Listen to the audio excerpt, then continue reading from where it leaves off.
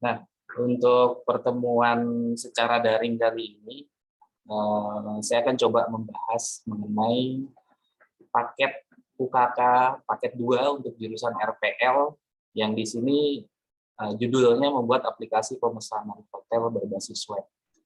Jadi takutnya nanti ada yang berbeda asumsi. Tadi sempat ada saya lihat di pertanyaan itu, saya cari-cari di internet paket duanya kayaknya beda. Saya nggak tahu jurusan apa, tapi paling nggak yang saya tuliskan adalah nomor paket dan kemudian judul paketnya juga. Jadi tidak ada pertanyaan, oh paket 2 yang saya download beda.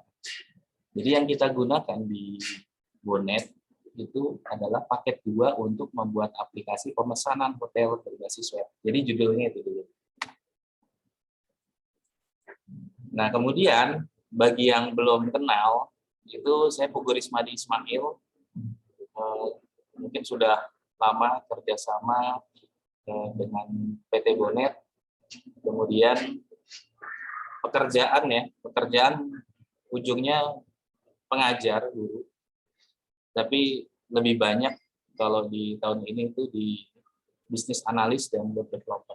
Jadi ngajarnya mungkin kemarin cuma 3 bulan, jadi sisanya itu terjun langsung ke profesional di industri. Nah, mungkin nggak usah lama-lama untuk perkenalan.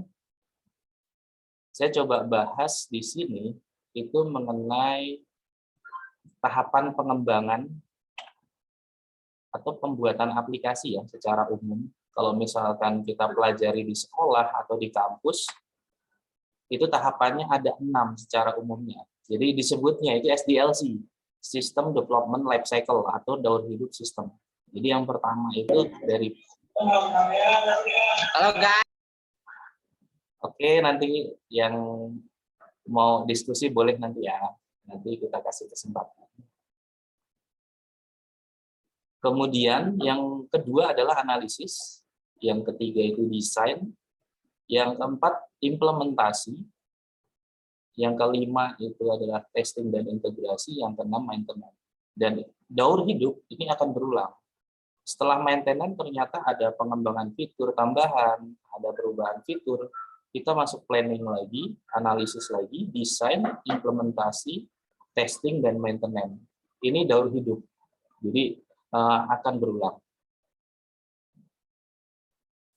Nah, kemudian kalau kita ngomongin jenis pekerjaan, ini ada 3 jenis pekerjaan dalam sebuah pengembangan di RPL ya, dalam sebuah pengembangan aplikasi. Sebetulnya bisa berkembang lebih luas lagi, tapi ini gambaran yang umum saja.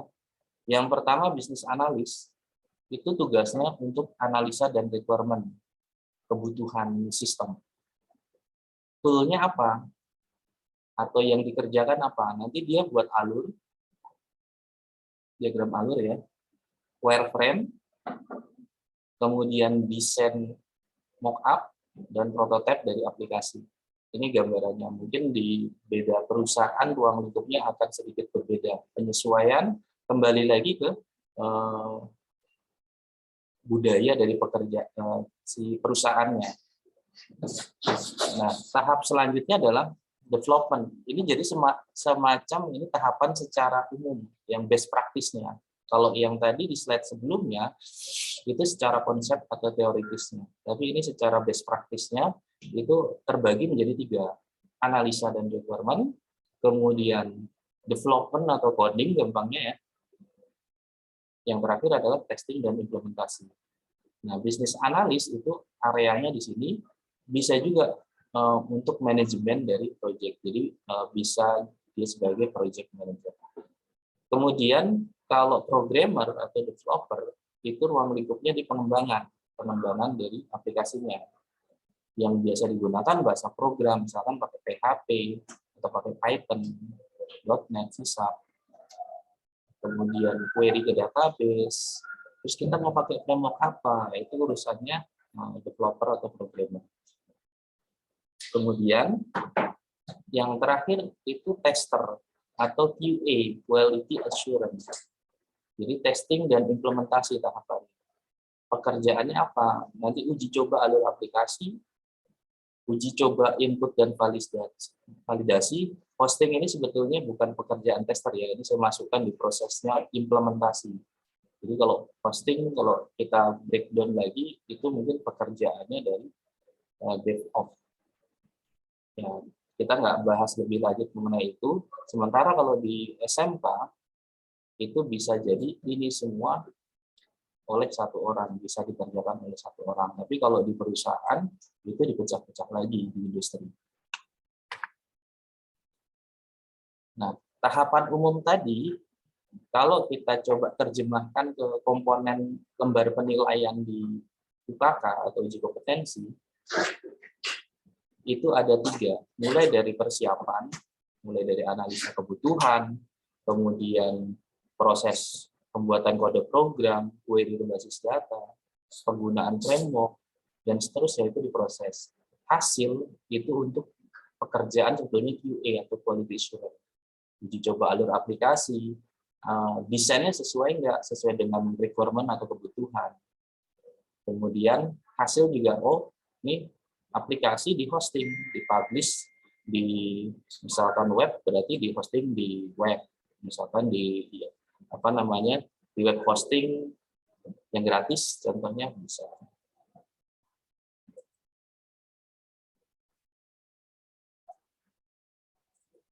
Nah, kita coba pisahkan ini supaya pemahamannya nggak bingung nanti.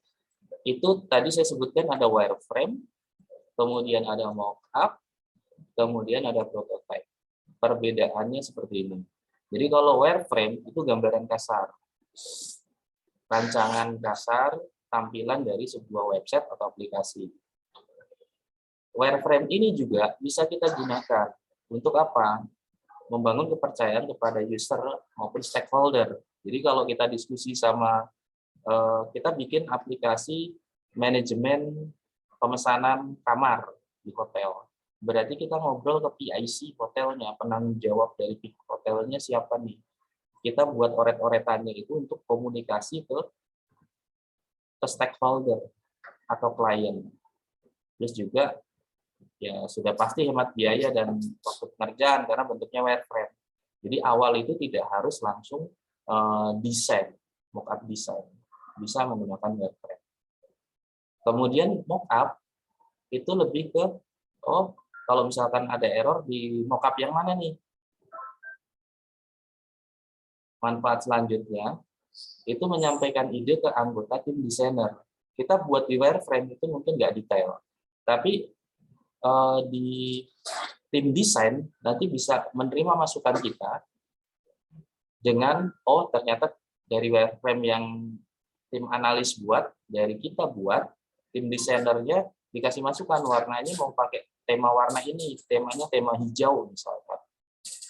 Pakai icon-iconnya yang seperti ini. Nah, itu bisa kita kasih masukan, diimplementasikan di mockup. Dan mockup juga adalah implementasi dari desain. Jadi desain yang sudah lebih rapi itu disebut mockup. Dan ini juga perspektif terhadap user. Oh ini loh aplikasi yang nanti kira-kira akan jadinya seperti ini. Yang kelima, mengorganisasi atau mengorganisir detail dari suatu proyek. Jadi kalau ya, jadi contohnya misalkan kita membuat satu tampilan layar, itu sebetulnya ada beberapa jenis pekerjaan. Jadi bisa lebih detail lagi breakdown pekerjaan dari satu fitur atau satu layar itu. Yang selanjutnya prototype. Bedanya dengan mockup, kalau prototype itu bisa diklik dan ada respon. Kemudian jadi lebih efektif komunikasinya. Dan kita juga tahu, oh ternyata dari prototype itu kita alurnya misalkan kurang tepat, tidak sesuai dengan permintaan stakeholder atau user. Nah, kita bisa temukan masalah itu dari awal. Jadi tidak pada saat kita udah ngoding, udah jadi, baru ketemu masalahnya. Jadi fungsinya dari wireframe, mockup, dan prototype itu lebih jelas. Nah, ini contoh yang namanya wireframe. Jadi di soal UKK yang kalian nanti terima atau yang sudah ada yang download, itu seperti ini, disebut adalah wireframe. Sedangkan ini sudah mock-up. Ini udah mock-up desain. Dan ini kebetulan saya sendiri yang buat. Karena saya waktu diminta untuk redesign. Jadi tergantung kebutuhan. Walaupun jobnya bisnis analis, tapi diminta untuk membuat desain tetap bisa. Karena memang basicnya juga bisa desain juga. Nah, kemudian di sini ada paket UKK yang ada. Paket soal UKK RPL, ini contohnya paket 1 dan paket 2, di standar atau di soal UKK yang digunakan, itu ada paket 1 standar minimal nasional. Itu sengaja saya tuliskan, karena kalau standar nasional itu standar minimal. Jadi kenapa disebut standar minimal nasional? Itu acuannya kita yang hidup di Jawa Barat, kita yang hidup di Jakarta, apakah kita mau disamakan dengan teman-teman kita yang ada di Papua, yang dia mungkin komputer di satu kelasnya itu cuma ada 2 misalkan. Sedangkan kita yang di Jakarta, kita yang di Jawa Barat, di Pulau Jawa, secara kondisi fasilitas itu jauh berbeda. Dan kebutuhan industrinya pun kita sesuaikan. Jadi standar minimal nasional dan standar industri. Di paket B juga sama, ada standar minimal nasional yang dari pemerintah dan standar industri yang kita sesuaikan dengan kebutuhan industri. Ini yang kita buat bersama tim Bonet untuk menyusun paket-paket soal yang baru. Jadi standar industri kita masukkan.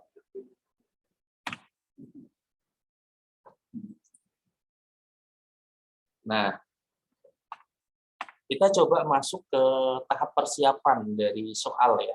Tahap persiapan dari soal ini sebetulnya masuknya standar nasional, standar minimal. Untuk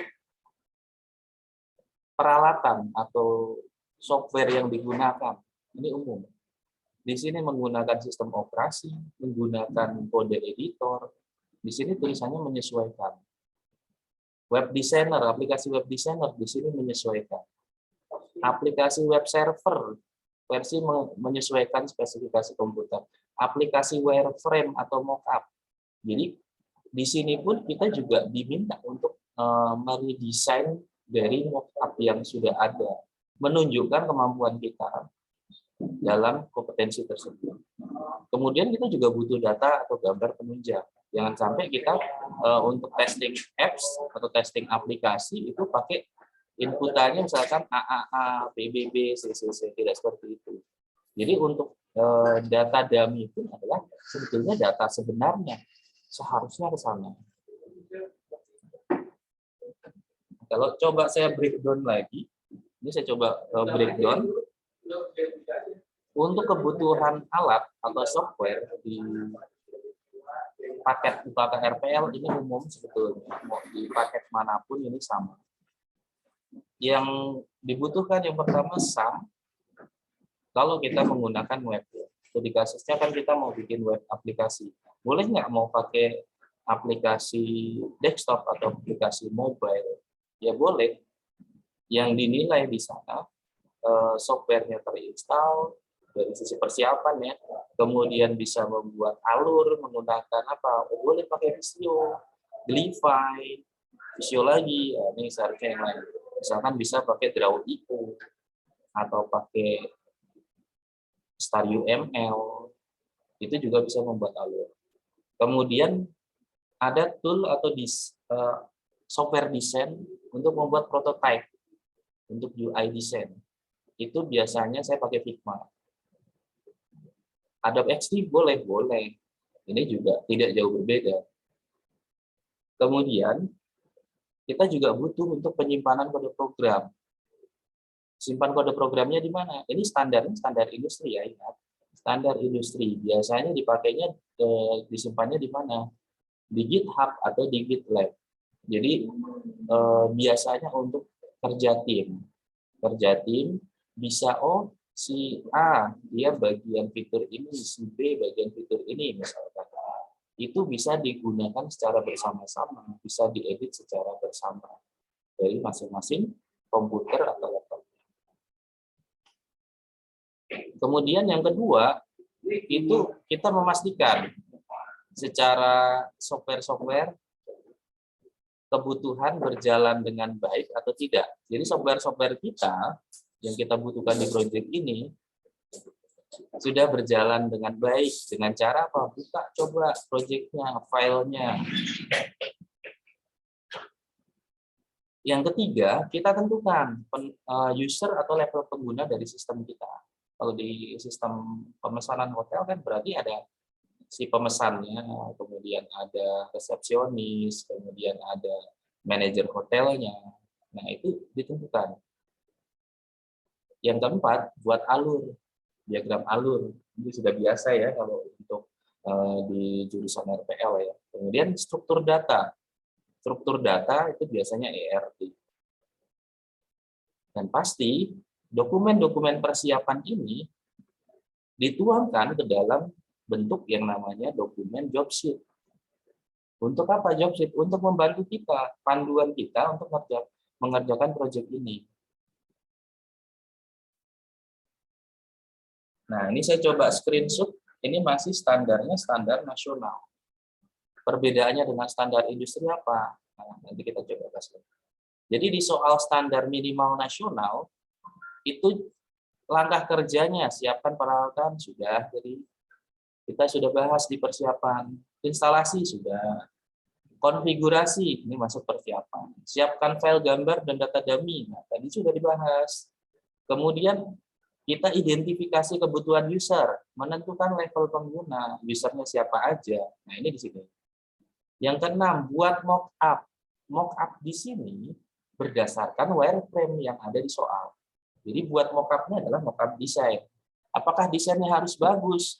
Tidak ada ukuran kalau siswa atau jurusan RPL itu mockup desainnya harus bagus. Tapi paling nggak lengkap. Menunya lengkap, tahapannya betul.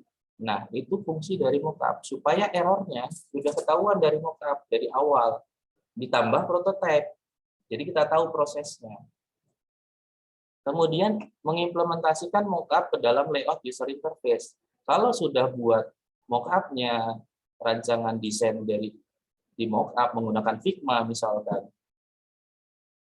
Nah, jangan lupa memenuhi unsur estetika dan kaidah dasar desain grafis. Ya, walaupun di komponen penilaian ini hanya jadi nilai plus.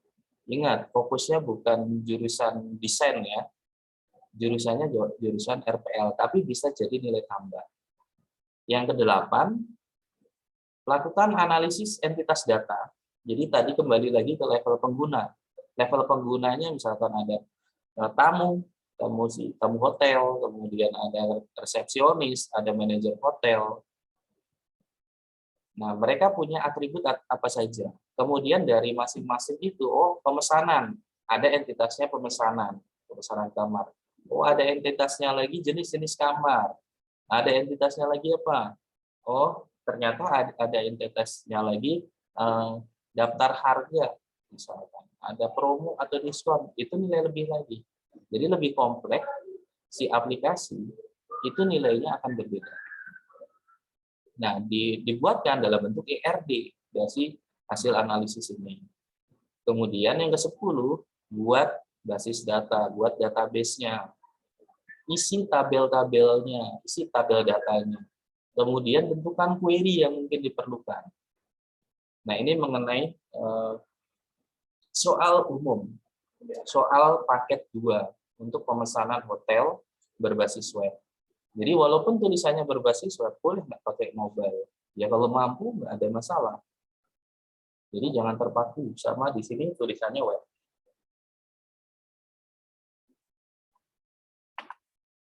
Kemudian di sana ada lagi lanjutan, ini masih soal standar minimal nasional.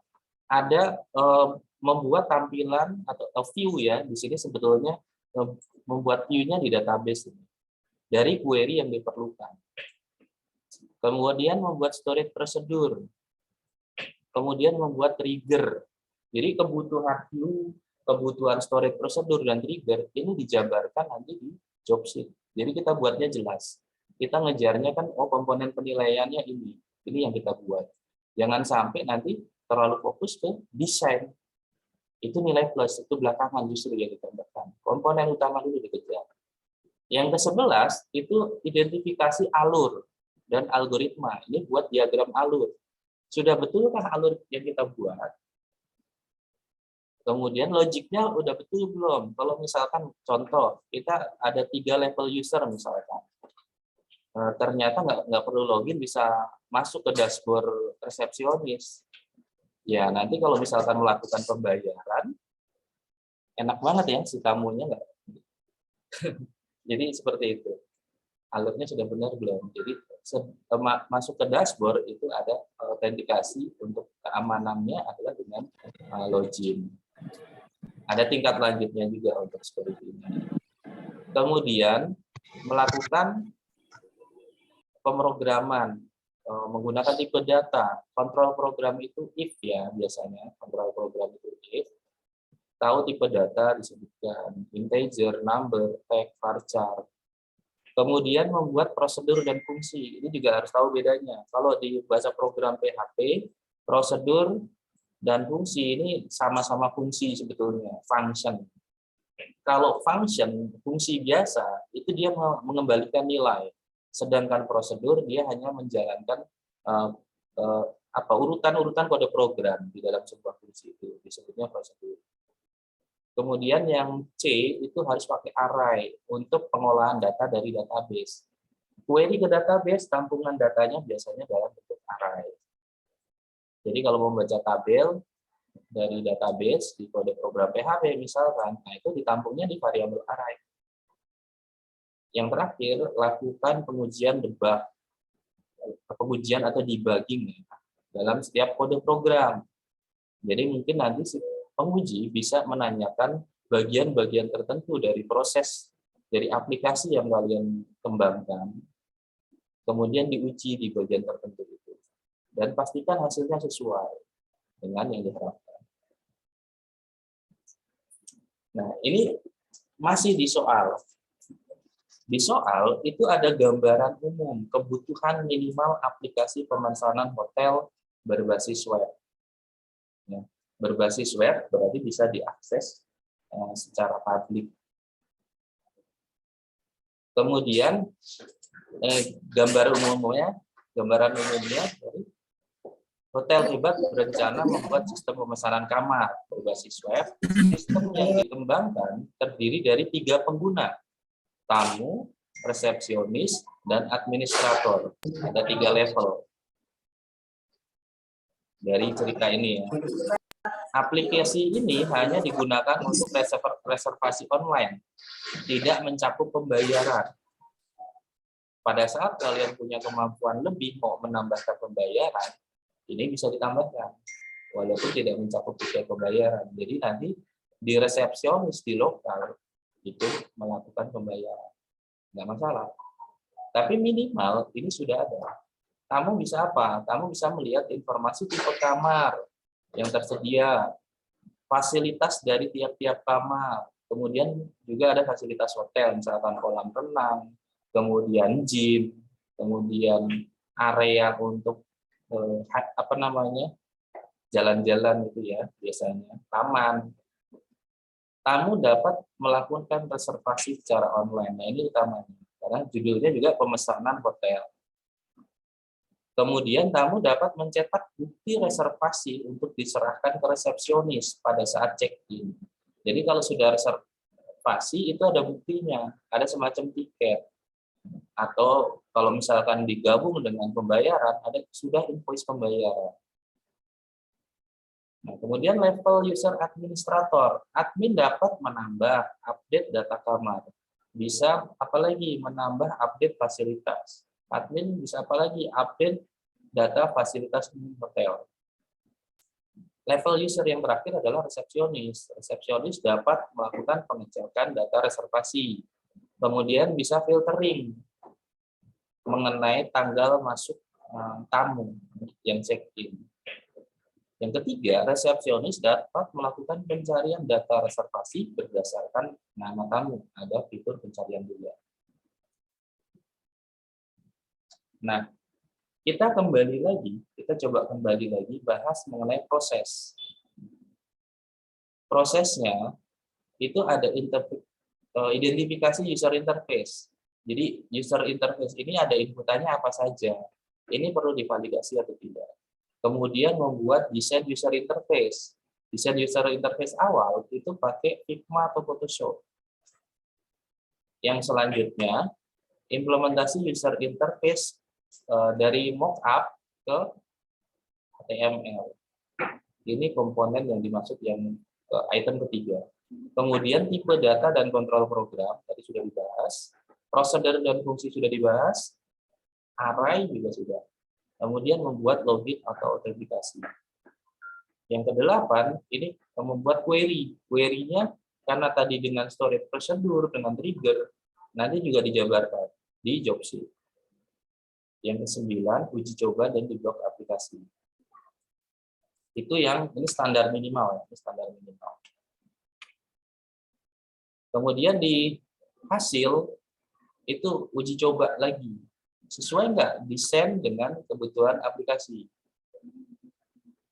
Kemudian alurnya sesuai, tidak ada bug, nah itu juga di penilaian tahap hasil.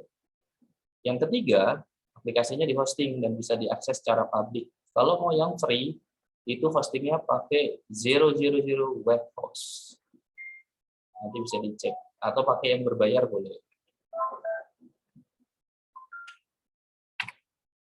Nah, intinya di sini biasanya kalau kita mau buat project UKK, intinya adalah pembuatan job sheet. Jadi mulai dari cover, kata pengantar, kemudian ada diagram alur level 0, kemudian ada daftar aktor atau level pengguna dari sistem, diagram alur pemesanan, kemudian ada mockup yang dibuat ya, disisipkan juga, dilampirkan juga di job sheet. Kemudian ada struktur data atau ERD. Kemudian ini juga tidak kalah penting, ada peta situs atau struktur menu dalam sistem pemesanan hotel. Jadi kalau misalkan di peta situs itu contohnya, nanti kita coba browsing lah. Yang jelas di sana ada struktur menunya. Oh, di homepage ada menu ini. Menu daftar kamar, daftar harga kamar, menu fasilitas dan sebagainya. Itu ada landing page, ada menu ini. Nah, itu dibuat terstruktur seperti struktur organisasi. Kemudian ada tahapan instalasi. Jadi biasanya ini yang menjadi kendala itu pada saat kita pengennya mau membuat ini, tapi kita kemampuannya kurang. Nah, justru job sheet ini adalah contekannya. Bahasa kasarnya gini, mohon maaf. Kita difasilitasi untuk mencontek. Kalau di soal teori itu nggak boleh mencontek seharusnya. Ya. Tapi kalau di soal praktek, kamu boleh mencontek. Menconteknya adalah mencontek job sheet-nya sendiri. Contek job sheet sendiri. Jadi ini tahapannya. Ada buat apa lagi? Konfigurasi routing di Laravel. Tahap pembuatan controller model migration. Cara membuatnya seperti apa? Jadi kita tahu. Kemudian tahap pembuatan storage prosedur. Ini biasanya ya, tidak perlu semua, tapi paling nggak ada perwakilan. Jadi untuk proses simpan maupun update data di database MySQL, salah satu untuk query-nya itu harus menggunakan sistem storage prosedur. Jadi ini di database MySQL juga. Yang ke-13 adalah pembuatan trigger. Contohnya biasanya untuk hapus data. Jadi misalkan data tamu mau dihapus oleh si resepsionis A. Misalkan tamunya Abdul. Tamu Abdul telah dihapus dari database. Itu ada lognya nanti di tabel log. Jadi buat tabel log misalkan, pada saat ada resepsionis yang menghapus data tamu, itu men-trigger untuk insert data. Men-trigger untuk insert data bahwa resepsionis tertentu misalkan menghapus data tamu. Jadi nanti tamu itu penting ya biasanya. Terus tiba-tiba dihapus sama resepsionis karena mungkin gimana atau nggak sengaja. Nah itu ada backup log.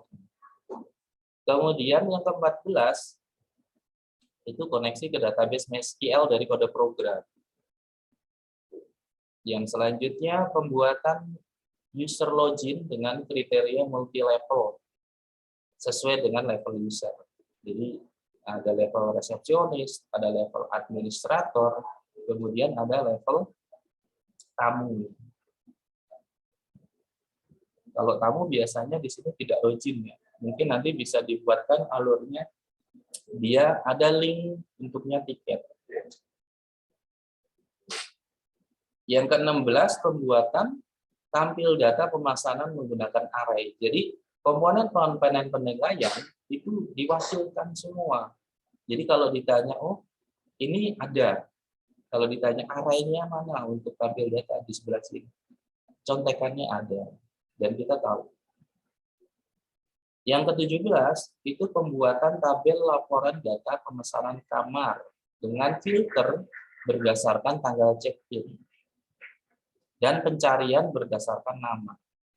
Di sini lupa ada pencarian berdasarkan nama. Kemudian bisa diekspor laporan datanya dengan menggunakan library PHP Excel misalkan, untuk bisa di-download tabel pemesanan kamarnya dan dibuka menggunakan aplikasi Microsoft Excel. Yang terakhir adalah tahapan posting aplikasi pemesanan hotel di web hosting sampai tahapan posting.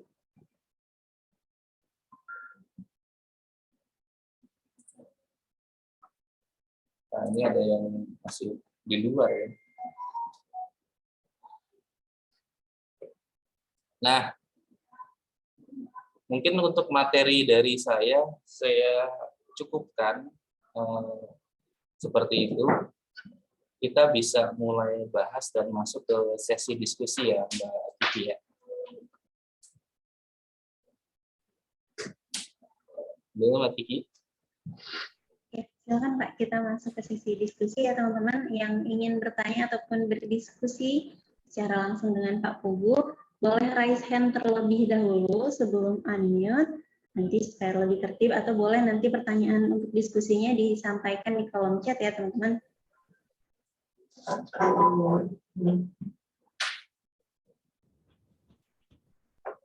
Yang mau bertanya silakan.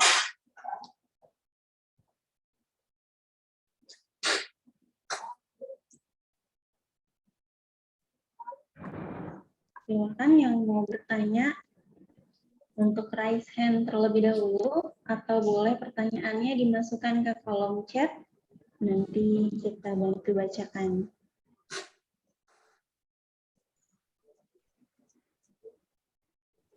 Wah, Pak sudah paham semua nih soal paketnya nih. Kayaknya udah pada jago nih Pak Pugu nih.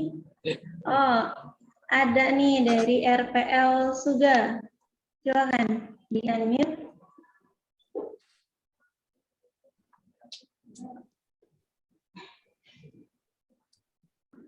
Baik, terima kasih. Tadi sebentar.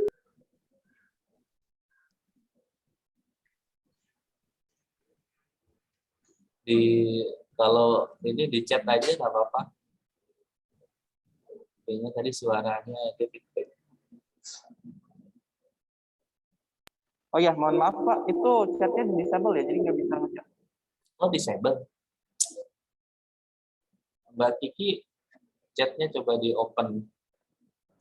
Oke, sebentar ya.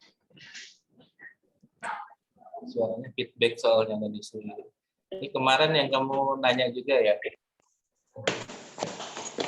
Itu profilnya masih sama ya? Pertemuan sebelumnya.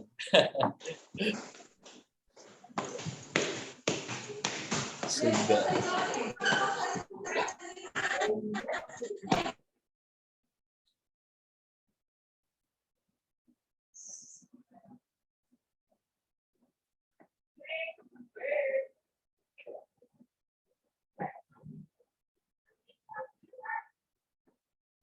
Oke, mungkin sambil menunggu dipersiapkan oleh admin, ada yang lain dulu yang ingin bertanya mungkin? Raise hand, silakan. Oke, RPL juga boleh dicoba lagi untuk chatnya.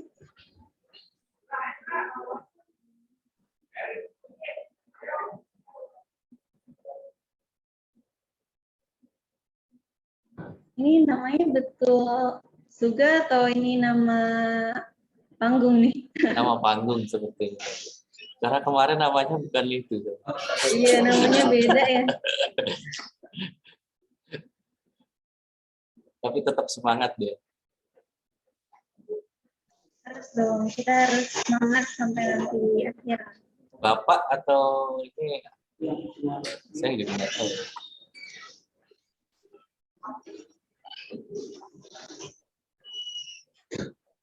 Oke teman-teman, untuk kolom chat digunakan untuk hal yang penting-penting saja ya. Untuk pertanyaan boleh, tapi kalau untuk yang lain-lain itu bisa di luar dari sesi Zoom ya.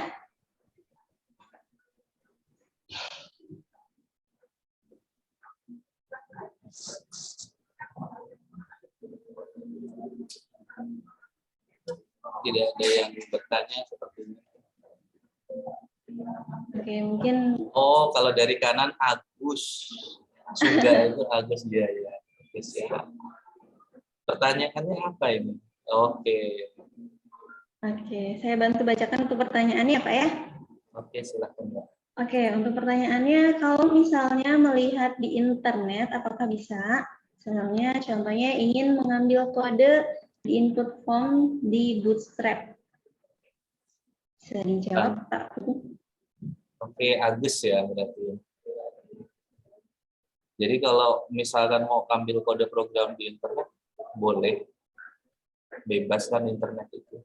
Kita mengerjakan sesuatu di sini, biasanya kalau di industri juga, ini kan bukan soal teori pengetahuan ya, yang harus nanti apa namanya harus tutup buku atau segala macam.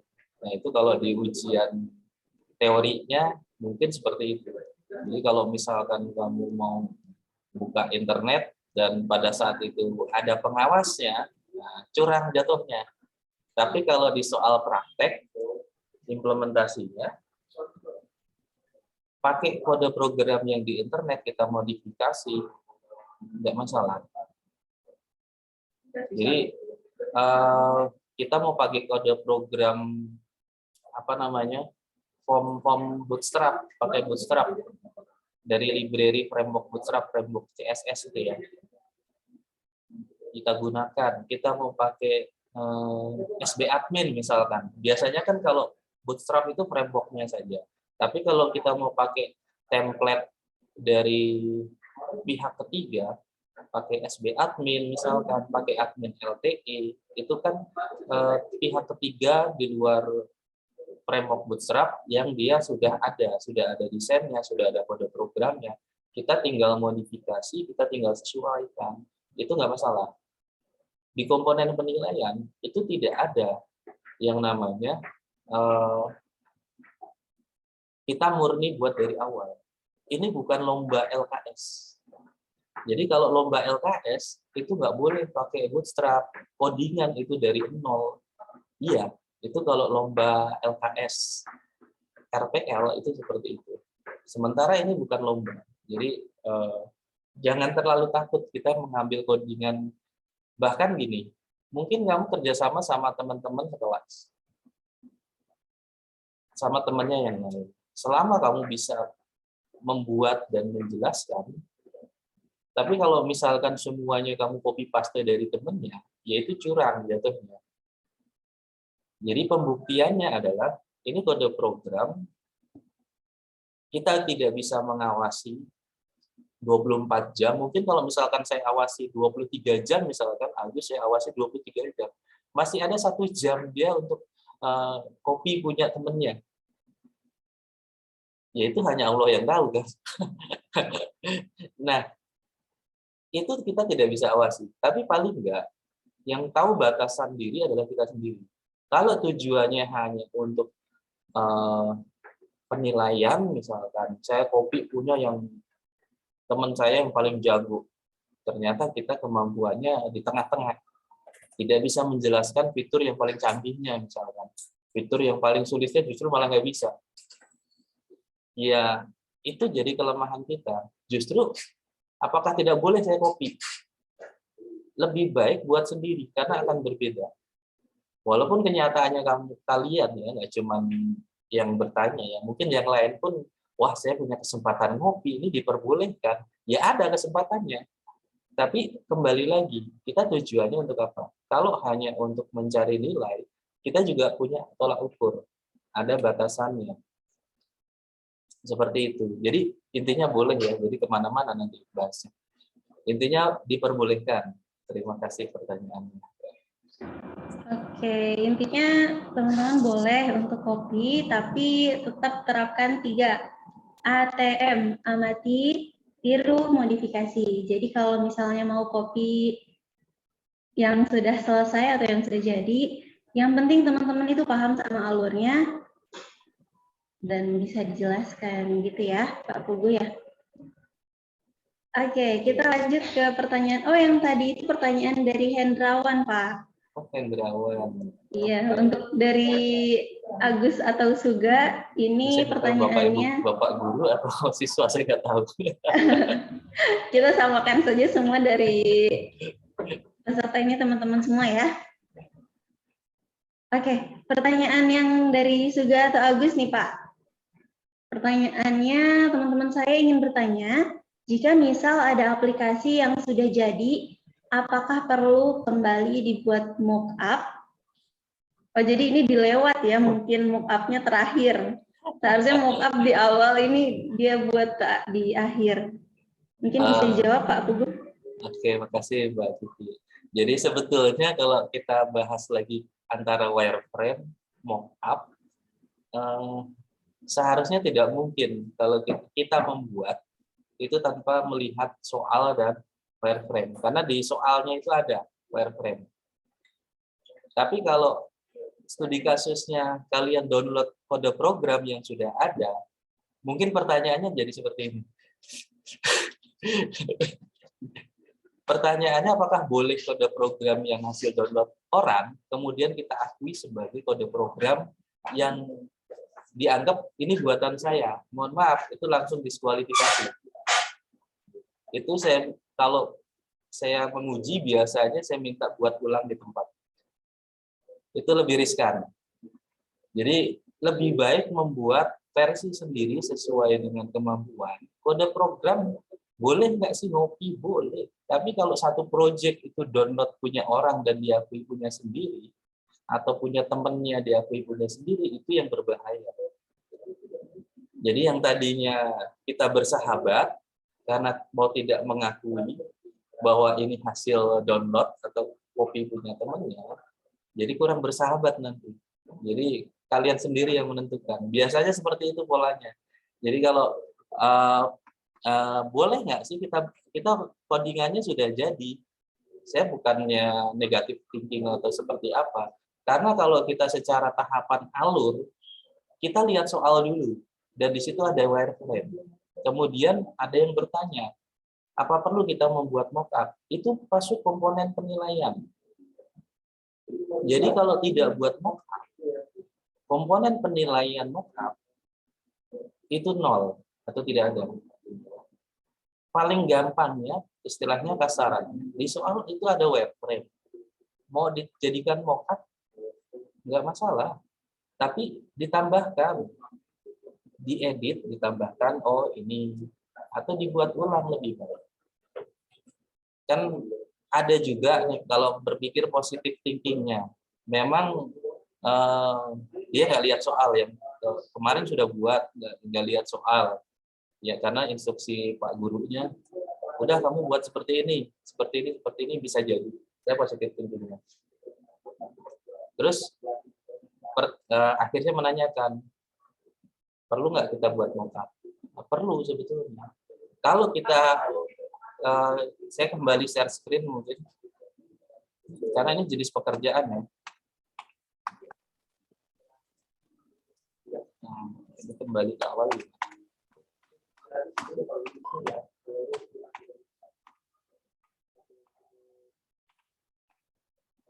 Nah, di sini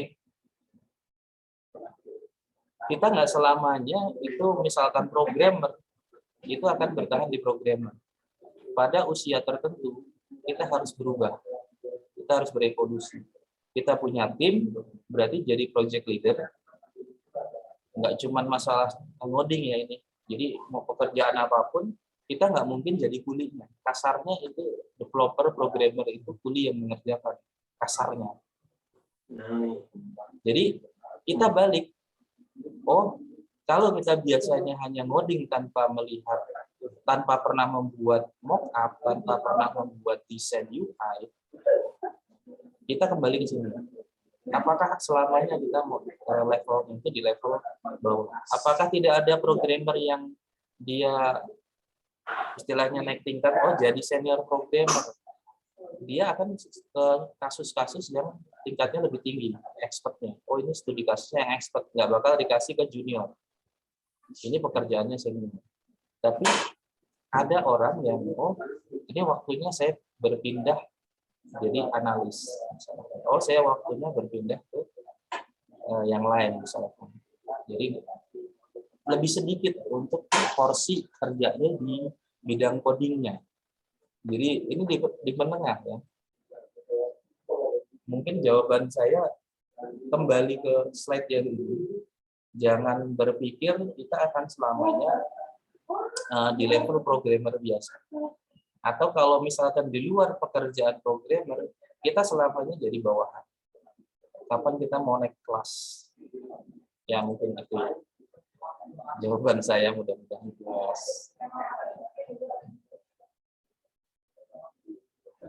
Oke, sebetulnya untuk wireframe, mockup ataupun prototype itu membantu para siswa mengerjakan webnya kan ya Pak ya?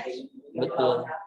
Jadi nanti kalau memang nanti di tengah-tengah ternyata ada yang kurang, itu kita bisa balik lagi ke rancangan awal, didetail lagi, oh ini yang kurang, oh ini yang harus ditambahkan. Jadi tidak menambahkan atau mengurangi di tengah-tengah. Itu yang bakal nantinya website-nya tuh jadi bingung kalau misalnya teman-teman nggak bikin mockup-nya duluan atau wireframe-nya duluan atau prototype-nya duluan gitu ya. Oke, semoga menjawab. Dan selanjutnya pertanyaan dari Reza Afrilia. Pertanyaannya, kalau misalnya kita mengambil template dari Envanto, apakah tidak masalah? Mungkin ini sama seperti pertanyaan yang awal tadi ya Pak ya? Betul. Mirip. Mirip pertanyaan. Jadi ini saya tegaskan kembali ya untuk meja. Jadi kita mau template download dimanapun untuk anak RPL atau programmer ya khususnya itu nggak masalah. Tapi balik lagi, kalau kita mau ngerjain real project, kalau di soal UKK mungkin itu nggak ada penilaian. Tapi kalau kita udah ngerjain real project, ini template-nya free atau tidak? Atau ini berbayar template-nya? Kita harus pikirkan itu. Kalau misalkan biasanya anak RPL, saya downloadnya sebetulnya bukan dari Envanto, tapi ini dari Envanto yang harusnya berbayar. Kalau kalian download script atau kode program atau template di luar publisher ya, publishernya Envato misalkan, kalian download yang gratis. Kalian kan nggak tahu kalau ternyata itu udah diinjek dan jadinya aplikasinya nggak secure. Yang mau disalahkan siapa? Yang upload? Nggak mungkin dong. Yang upload itu niatnya dia memang tujuannya supaya bisa memonitor aktivitas kita atau merusak aplikasi kita. Jadi kemungkinan kalau kita tidak beli yang harusnya kita download dan beli dari Envato, kita downloadnya di tempat lain, wah di tempat lain gratis, di Envato kan bayar. Nah, kita nggak tahu, ternyata itu udah diinjek skripnya, kita udah dimata-matai, atau bahkan ada skrip untuk menghancurkan dari sistem aplikasinya ke database. Kalau ke aplikasinya sih jarang, ke database yang lebih riskan. Aplikasi itu datanya semua di database. Jadi kalau database-nya rusak, hancur sudah aplikasi. Ya mungkin itu mudah-mudahan menjawab dan jadi perhatian ya. Jangan sampai lebih baik yang aman itu pakai yang free, open source, aman. Tapi kalau mau profesional, mau download dari Envato, ya beneran download Envato yang berbayar. Mungkin itu untuk Reza ya. Reza mungkin bisa lebih hati-hati lagi atau lebih teliti lagi kalau mau pakai Envato nantinya ya. Oke, ini pertanyaannya hampir sama juga dari Suga atau Agus. Pertanyaannya, apakah menggunakan Laravel vendor itu dilarang atau tidak? Mungkin bisa dijelaskan lagi, Pak Pugu. Saya sebetulnya agak bingung kalau vendor dilarang ini pertanyaan dari mana ini. Jadi vendor Laravel itu kan sebetulnya banyak vendor package. Misalkan kita mau pakai Bootstrap. Bootstrap itu ada tiga variasi ya, untuk diterapkan di Laravel. Misalkan Bootstrap kita terapkan langsung menggunakan link CDN. Itu yang paling mudah. Kemudian yang kedua, kita bisa install Bootstrap melalui vendor di Laravel. Kemudian yang ketiga, kita taruh di aset di public di Bootstrap itu. Jadi vendor kalau dilarang itu nanti tumpang tindih sama Bootstrap tadi. Jadi makanya saya bingung vendor ini dilarang, vendor yang mana nih? Vendor ilegal, judi online atau yang mana? Jangan terlalu serius kalau ada yang nanya vendor. Jadi nggak masalah ya vendor, kecuali vendor judi online, togel gitu. Jetstream nggak masalah. Itu ada yang vendor Jetstream nggak ada masalah. Jadi selama itu untuk kebutuhan aplikasi itu nggak masalah. Mau pakai Jetstream atau mau pakai vendor yang lain, justru kayak yang reporting, misalkan pakai Excel, itu banyak banget vendornya. Mau pakai yang mana aja.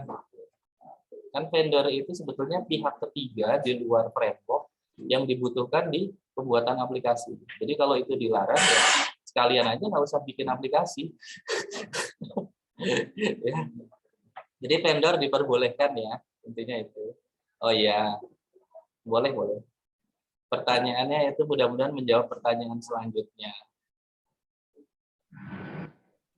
Oke, baik. Terima kasih Pak Pugu. Kita lanjut ke pertanyaan berikutnya dari Raffi. Raffi, pertanyaannya, Pak, saya ingin bertanya, mewakili teman saya, Radit. Oke, dia mewakili temannya, Pak. Oke. Untuk yang panduan job sheet, poin ke-18, mungkin bisa dibuka kembali untuk share screen-nya.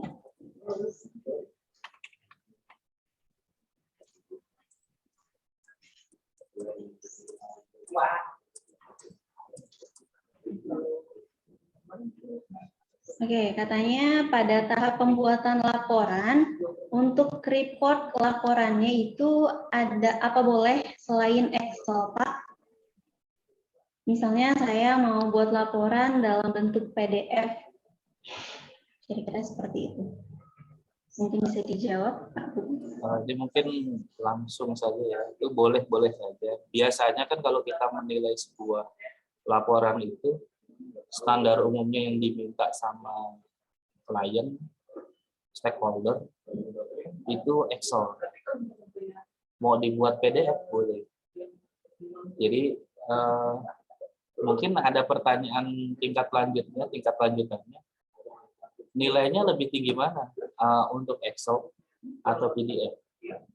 Kalau misalkan pertanyaannya itu, saya buatnya simple, sederhana. Kalau misalkan ada seseorang atau ada aplikasi yang satu itu fiturnya sama semua, dia reportnya Excel, bisa di-download Excel. Yang satu bisa di-download PDF. Yang satu bisa di-download PDF dan Excel. Nilainya akan lebih yang bisa dua-duanya. Tapi kalau pertanyaannya, saya buatnya PDF, si B buatnya Excel. Gampangnya kalau penguji menilai, sama aja. Karena sama-sama satu fitur dan berjalan. Kalau yang satu fitur yang misalkan yang download PDF dia linknya mati, yang satu Excel bisa di-download dan bisa dibuka, tentu nilainya beda.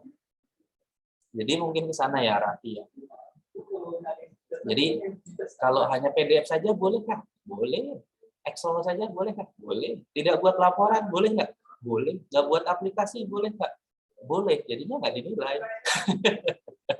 Jadi kalau misalkan pertanyaannya itu kan di kriteria penilaian, mungkin maksudnya Raffi, ini dituliskan hanya reportnya Excel, kritis ya, nggak apa-apa, bagus. Jadi boleh nggak pakai PDF? Boleh, jawaban utamanya itu. Jadi kalau bisa justru dua-duanya, Excel juga, PDF juga. Karena itu kemampuan yang berbeda. Yang satu untuk fitur Excel bisa di-download, yang satu untuk PDF. Jadi itu nilai plusnya jadi plus-plus. Yang jelas bukan plus-plus. Nilainya udah jadi nilai tambah itu Raffi ya.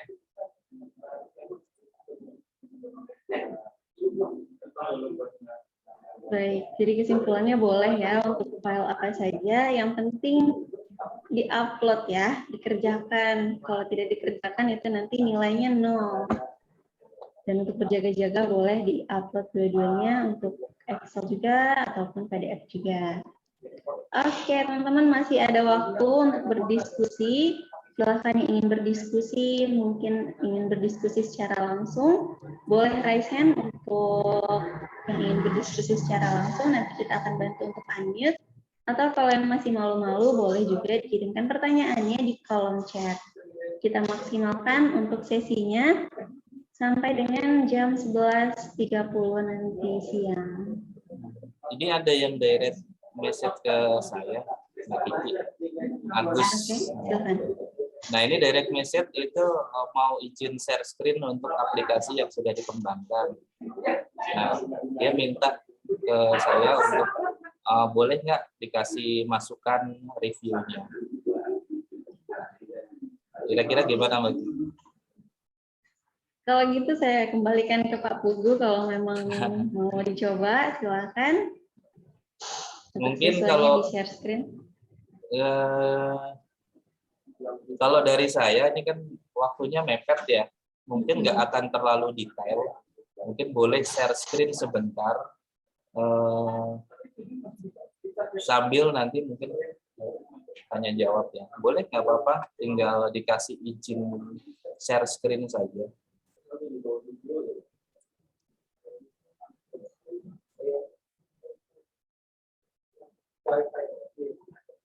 Ini saya kasih dari saya aja bagi Kia. Ini saya kasih akses untuk share screen. Silakan Pak. Ini namanya Agus. Nah, silakan Agus untuk share screen, sudah dikasih akses.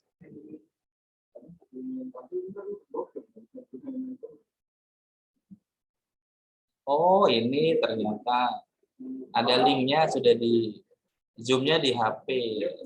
Oh, berarti saya yang share screen nggak jadi berarti. Zoom-nya di HP, oke siap.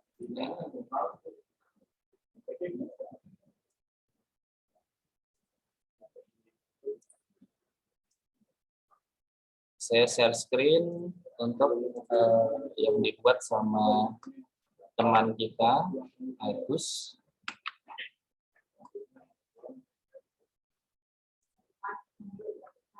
Nah, ini sudah di hosting.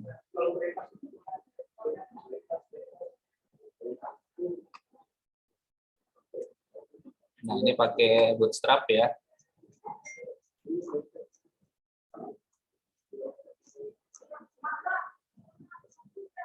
Nah, Agus ini enggak, kalau misalkan saya mau order hotel, gimana? Order pemesanan atau reservasi. Jadi itu review yang pertama. Jadi untuk user experience-nya ini masih kurang. Saya nggak menilai desain karena kamu bukan, saya nggak menilai orang desain, tapi secara user experience. Jadi yang pertama, reservasi hotel itu eh, tidak ada menu khususnya, yang ada login dan register. Ya. Oh, di sini ditulis tamunya boleh register Pak dan login dulu. Tidak bisa seperti itu. Jadi kalau misalkan kita ngomongin alur ya, alurnya orang buka website hotel itu harusnya melihat tombol atau menu yang besar di sini misalnya, atau di bagian sini reservasi hotel. Jadi bukan register. Kalau register ini kayak apa ya? Nggak umum bahasanya. Ini bahasa anak RPL biasanya, bahasa-bahasa yang bikin aplikasi. Jadi kita bahasnya adalah yang menggunakan itu non IT. Misalkan yang menggunakan pekerjaannya dia adalah pekerja kantoran. Saya mau reservasi hotel, bahasanya juga harus reservasi. Ini komunikasi dasar. Secara user experience, walaupun isinya nanti register. Wow. Ini nanti mungkin diperbaiki ya untuk register ya. Untuk registernya nanti diperbaiki. Jadi secara tampilan untuk reservasi ya seharusnya. Jadi kalau reservasi, jadi tidak hanya ini, tidak hanya ini. Kita bisa lihat di soal. Sebetulnya kalau kita baca soal, di reservasi pemesanan, ada nama tamu, tipe kamar. Ya, ini yang utama. Tipe kamarnya itu dipilih menggunakan combo. Nama tamunya di-input, nomor handphone di-input, email di-input, nama pemesanan di-input. Tapi tipe kamar dipilih. Ini konfirmasi pemesanan. Jadi untuk Agus nanti diperbaiki. Ya, diperbaiki minimal sesuai dengan mockup, sesuai dengan wireframe-nya. Makanya kenapa kita harus membuat desain mockup sendiri? Ini wireframe-nya. Sekali lagi ini wireframe. Kita buat mockup sendiri itu supaya tahu per item yang ada di soal di studi kasus. Jadi kalau dikasih soal seperti ini sama aja sebetulnya kita dapat studi kasus dari bisnis analis. Kita diminta membuat aplikasinya. Kita nggak buat mockup, kita anggap ini sebagai mockup, nggak apa-apa. Tapi kita detail. Jangan sampai ada yang miss. Nah, kembali ke sini. Nah, tipe kamar ini belum ada. Dan tulisannya register. Seharusnya reservasi. Kalau mau sesuai dengan soal, konfirmasi pemesanan. Seperti itu. Nah, mudah-mudahan terjawab. Ini mungkin nggak perlu saya review semua. Kalau semua direview, mungkin nanti sampai makan siang jam 1 ya. Ini satu apa namanya? Yang utama dari nama aplikasinya adalah pemesanan hotel, atau kalau bahasa umum di perhotelan itu reservasi. Jadi saya nggak coba untuk login, nanti tambah lama, takut yang lain nanti. Coba dicek lagi, disesuaikan dengan, sudah sesuai belum dengan wireframe-nya. Gitu. Jadi kita buat mockup sendiri, itu bukan berarti kita harus desainnya warnanya keren, warnanya bagus, tidak. Balik lagi, kita fokusnya di mana? Kalau kita fokusnya di bisnis proses, di item-itemnya itu lengkap, ya udah fokusnya di sana. Toh nggak ada nilai apa namanya penilaian khusus untuk desain pewarnaan itu nggak ada. Kalau dia warnanya bagus, layoutnya keren, itu nilai plus saja. Tapi secara standar penilaian umumnya cukup item-item yang tadi di wireframe di soal yang diminta minimal itu ada. Syukur-syukur dilengkapi. Oh, kalau misalkan pemesanan hotel itu tadi yang saya sampaikan, secara alurnya itu nanti ada semacam tiket atau semacam apa ya? Kalau misalkan kita belanja di Indomaret lah gampangnya. Nanti kalau saya bilang nanti pesan di hotel, belum tentu semua sudah pernah masuk hotel dan pesan sendiri. Kalau ke Indomaret, saya yakin semua pernah ke Indomaret. Kita ke Indomaret, kita beli sesuatu, dikasih ke kasir, itu dapat yang namanya kwitansi. Ya. Nah, setelah pesan atau reservasi hotel, si pelanggan itu dapat yang namanya semacam tiket.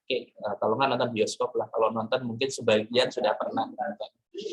Tapi kalau kwitansi Indomaret pasti semua bisa. Sama kayak kita nonton, kita beli tiket secara online, pembayaran juga online. Itu nilai plus kalau ada metode pembayaran. Integrasinya pakai apa kalau pakai metode pembayaran? Yang paling mudah adalah pakai payment gateway yang namanya Mitra. Itu yang paling mudah. Tinggal bayarnya secara online, pakai GoPay, pakai apa, transfer, cek otomatis. Nah, itu nilai plusnya di situ dari aplikasinya. Mungkin seperti itu untuk Agus jawabannya. Jadi mohon maaf Agus ya, tidak bisa di breakdown seluruh aplikasinya. Mudah-mudahan jadi masukan. Oke, karena waktunya juga sudah mepet ya Pak ya. Nanti Agus Betul. mungkin bisa diulas lagi untuk soalnya, karena sudah dijelaskan di sana untuk detail-detail yang perlu ditampilkan atau yang perlu disesuaikan di website-nya sendiri. Dan kira-kira apa ada lagi yang ingin bertanya untuk teman-teman semua? Tidak. Oke, kalau tidak ada lagi yang ingin bertanya, saya cukupkan. Saya terima kasih kepada Pak Pugu yang sudah membagikan ilmunya dan untuk teman-teman yang sudah menghadiri acara sampai dengan akhir sesi.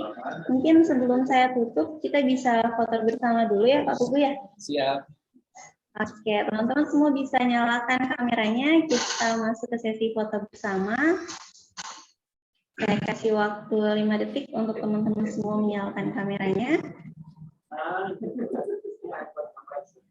Oke, ada 4 slide yang akan saya capture. Untuk teman-teman semua boleh berganti guys sebanyak 4 kali karena kita tidak tahu ada di slide keberapa. Kita mulai dari slide pertama. 1, 2, 3.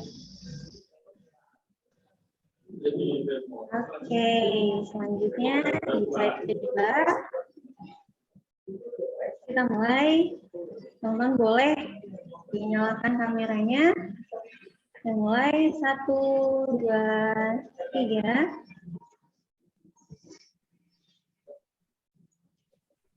Oke, selanjutnya silakan dinyalakan kameranya.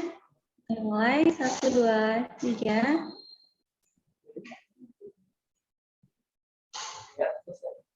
Baik, di slide terakhir. Dan mulai 1, 2, 3. Oke, terima kasih. Baik, terima kasih kembali untuk teman-teman semua. Dan terima kasih kepada Pak Pugu, kembali lagi yang sudah menghadiri, yang sudah memberikan ilmunya kepada kita semua pada hari ini. Semoga ilmu yang dibahas pada pagi hari ini dapat bermanfaat untuk teman-teman semua. Dan kembali saya mohon maaf apabila ada kesalahan ataupun kekurangan dari saya selaku moderator. Dengan itu saya tutup dengan mengucapkan hamdalah. Alhamdulillahirrahmanirrahim. Sekian. Wassalamualaikum warahmatullahi wabarakatuh. Waalaikumsalam. Waalaikumsalam warahmatullahi Terima kasih wabarakatuh. semuanya. Terima kasih. Ya. Screenshot.